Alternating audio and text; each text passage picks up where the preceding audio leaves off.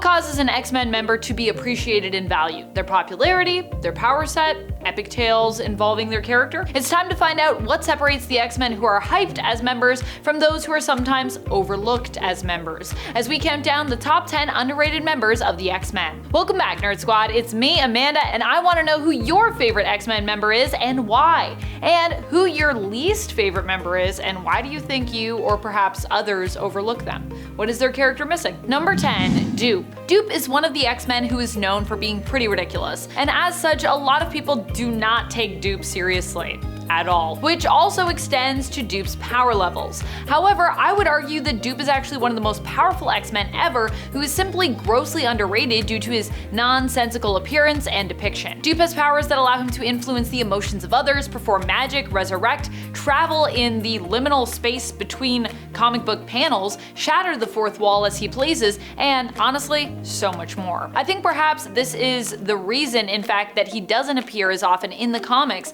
and therefore isn't as appreciated for his powers by fans. He's just too crazy. He's just too powerful. And friends, before I move on to our next spot on this list, if you love what we do here at Top 10 Nerd and you love it when we talk about X-Men, I know I love it, be sure that you click that subscribe button, ring that bell so you do not miss out whenever we are talking about all the X-Men goodness. Number 9, Tempest. Tempest could literally undo anyone in the blink of an eye, like she did with Matthew Malloy, who was set up to be pretty much the most powerful mutant in almost all of existence, I would say. His reality bending was honestly off the charts, and yet Tempest was able to defeat him by traveling back in time to make sure his parents never met. Ho-ho. Her ability allows her to create time bubbles in which she can control the flow of time. Her powers earned her a place on Krakoa's Five, a team created for the purpose of handling all mutant resurrections. She can slow or speed up time as much as she wants within the bubbles, and can also use her chronokinesis powers to time travel. Number 8, Juggernaut. Juggernaut, a well-known X-Men antagonist, is widely regarded as one of the most powerful characters in the comics. Even though he is not a mutant, he became a member of the X-Men team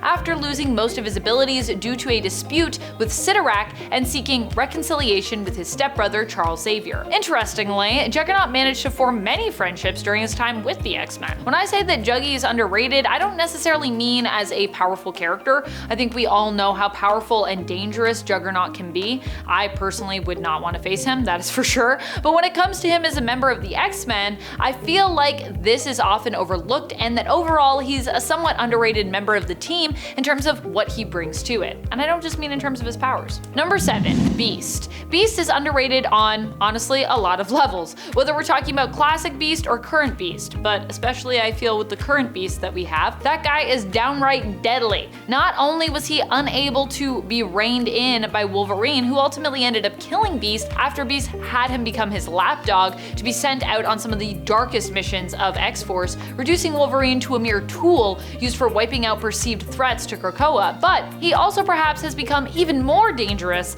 after being resurrected. Now we have multiple Beast clones who themselves are working on their own small army of Wolverine clones with the project known as Weapons of X. Number 6, Sync. Sync is only now starting to be fully appreciated by fans around the world, all thanks to his reappearance in the Krakoa era. Sync was one of the people prioritized for resurrection, as he was needed to go on a mission into the Vault where the Children of the Vault had retreated. Considering them and their evolution a threat, the Quiet Council put together a small away team to investigate what was happening inside the Vault, sending them out to basically infiltrate it. This is just what Sync, Darwin, and Laura Kinney, then known as Wolverine, currently known as Talon in the comics, were tasked to do. It's here that we got to bask in Sync's rainbow colors, saw the relationship develop between Everett himself and Laura, and where we learned that it might be possible for Sync to even sync with others who are not mutants. We'd also learn in the X-Men series that Sync had evolved to a point that he could remain synced with his fellow mutants even when outside of their range, making Sync possibly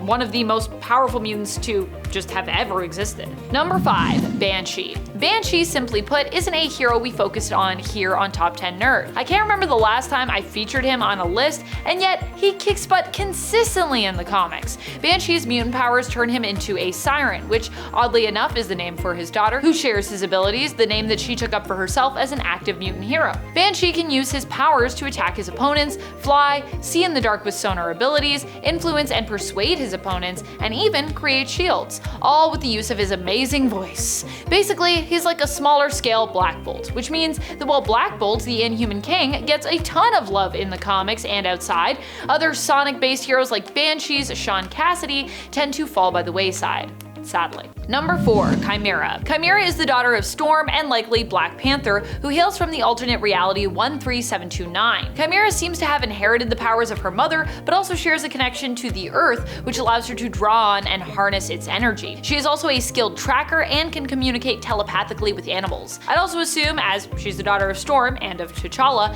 that she is a skilled combatant as well, as while Storm is more well known for her goddess status and weather manipulation powers, she's also an extremely skilled fighter as well, and her dad would obviously be a given inspiration for her as a fighter. Black Panther is well known for his fighting prowess. Chimera may have hailed from Earth 13729, where she was a member of the X-Men, but after being displaced to Earth 616, the main comic book continuity, she also became a member of the X-Men there as well. Number 3. Angel/Archangel. Warren Worthington III is not usually folks' first pick for mutants who are their favorite among those who have belonged to the X-Men team, but it is important, I think, to acknowledge Warren's history with the mutants and consider the fact that he is a legacy member of the X-Men. Warren joined up with the very first roster of the X-Men team to have ever existed, being one of the first members to be brought together by Charles Xavier. Sure, he might have hollow bones and his powers may mostly involve just flight, but when it comes to flying, Warren has proven in the past that he is one of the best, and in his Archangel form, he is even more powerful. He is also one of the most useful mutants outside of his power set, being an extremely accomplished businessman who tends to be one of the most charismatic members of the X-Men, who since his early days has been popular with the public, helping the team's image. Number 2. Polaris. Polaris is a character who I feel like often gets overshadowed by her dad, Magneto, and yet she too is just as much, or nearly as much I'd say, of a powerhouse as he is. Polaris has had somewhat of a rough go in recent years, especially when it comes to confronting her past and moving forward towards her future. I would love to see more moments like when she joined the X-Men, where she gets her moment in the spotlight. It's well deserved, and Lorna Dane deserves to not have her character sabotaged at every single turn, like has happened to her in some of her past. She's underrated on multiple levels, both as a hero and as a character with some real depth to her. I think it would be really amazing to see her team up with her now considered adoptive sister and brother as well to fight against injustice in the world.